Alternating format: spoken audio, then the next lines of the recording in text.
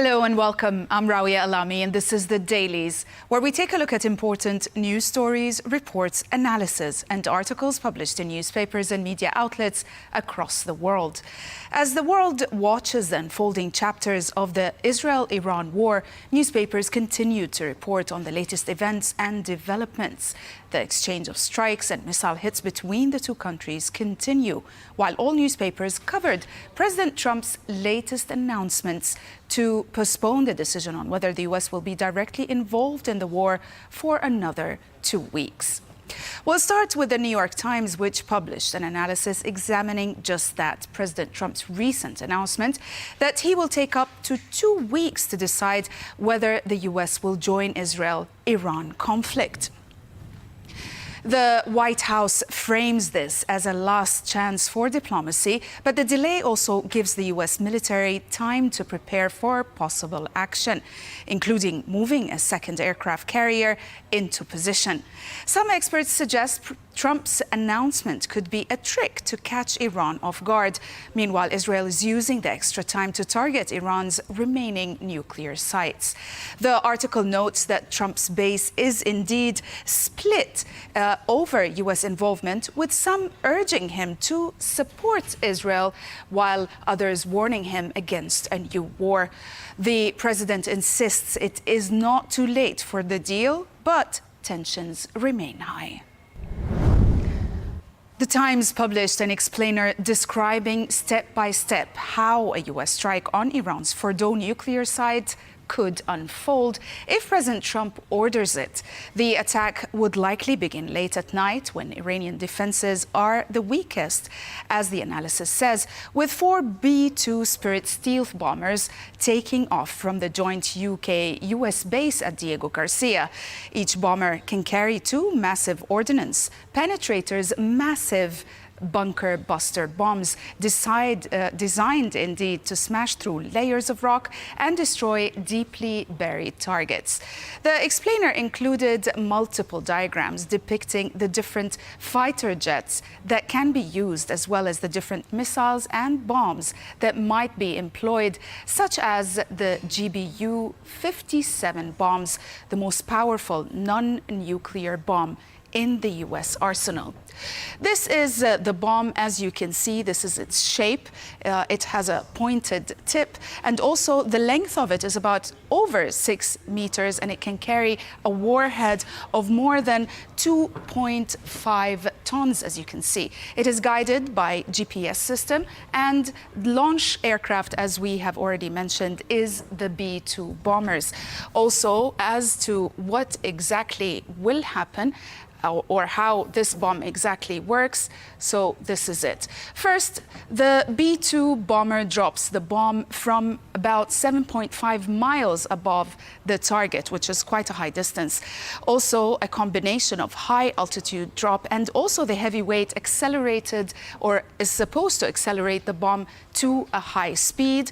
Also, it has, as you can see here, adjustable tail fins guided by satellite, and that will help keep the bomb precisely on target.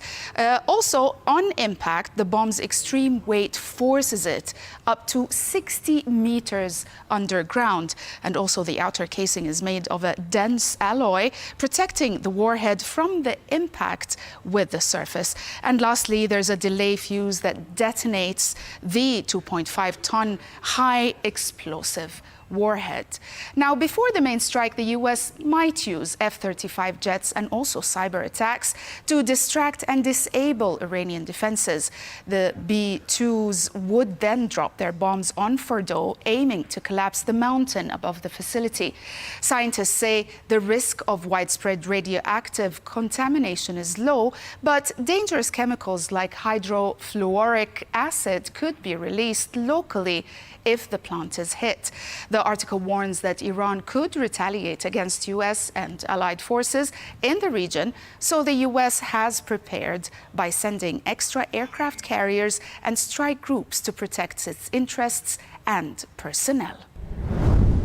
Gidon Rashman wrote in the Financial Times, revealing a deep split inside Donald Trump's MAGA movement over possible U.S. involvement in the Israel-Iran war. Influential figures like Marjorie Taylor Greene, Tucker Carlson, and also Steve Bannon and Matt Gaetz are strongly against deeper U.S. military action, saying it betrays Trump's America First promise to avoid foreign wars. Meanwhile, also traditional Republican leaders like Lindsey Graham and Mitch McConnell support a tougher stance on Iran. The article highlights that this debate has even brought anti-war voices from the right and the left together, as seen in a recent House resolution. Trump himself has mocked some critics, but faces growing pressure from his base.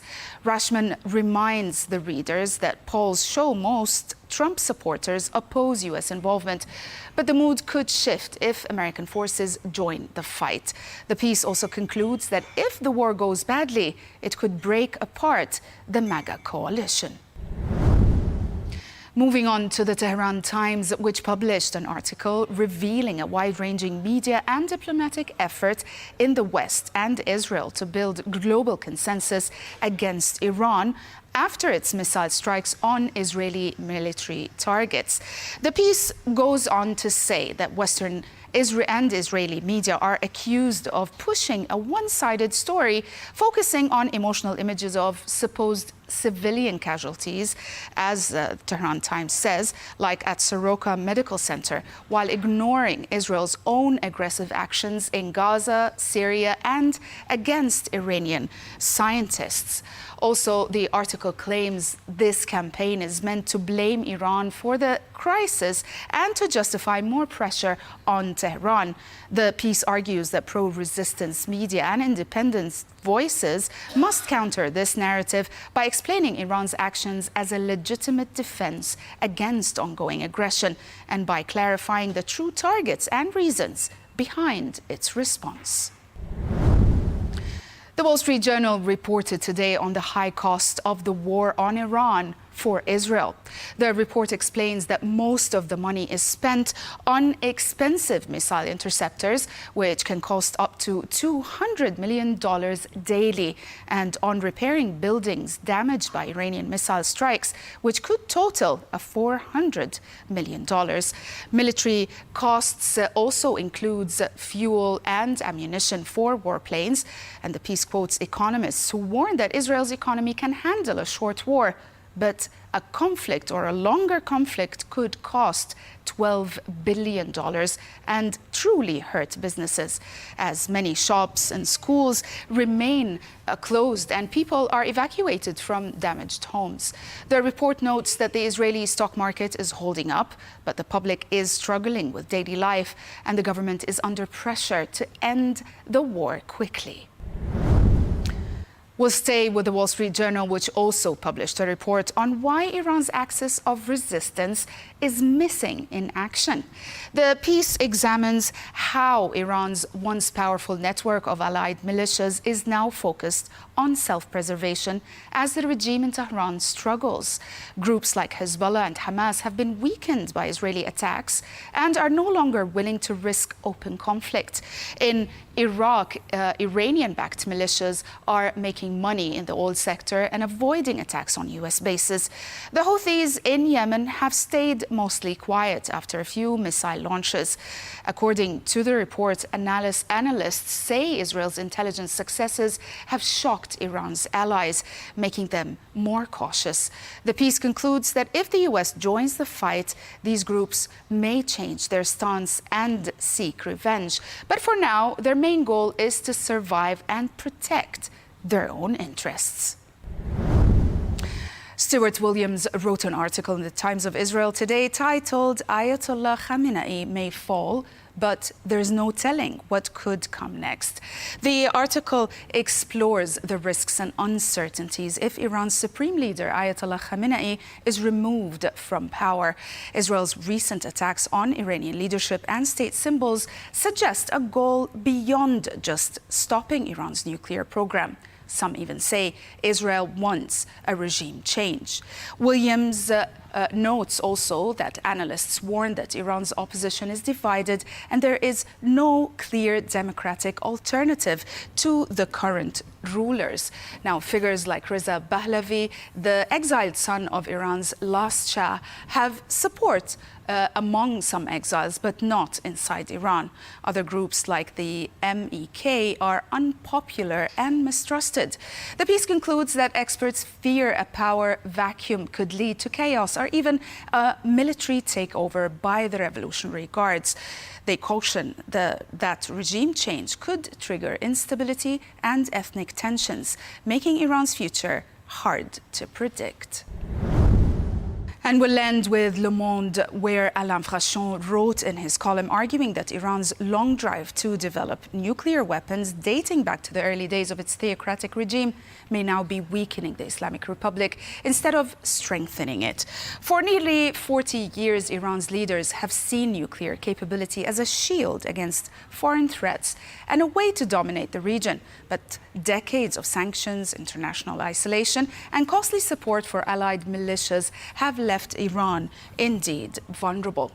The recent war with Israel, sparked by Iran's nuclear ambitions and missiles program, has left Tehran more isolated than ever. Even its main allies, China and Russia, have stood aside. The article concludes that Iran's nuclear obsession could lead to its endless, if not fatal, weakening, leaving the regime exposed and its people suffering. That's it for today. Thanks for watching.